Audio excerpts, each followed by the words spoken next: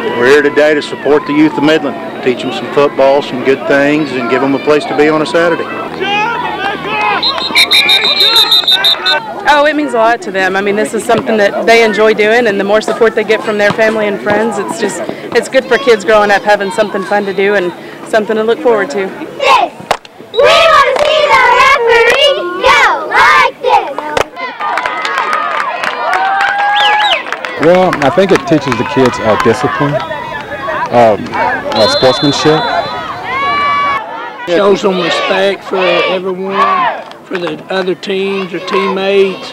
Shows them how to play the fundamentals of the game. It's a very successful program. We've got 800 kids out here, and the kids seem to have fun, and most of the parents do too. Go Chiefs!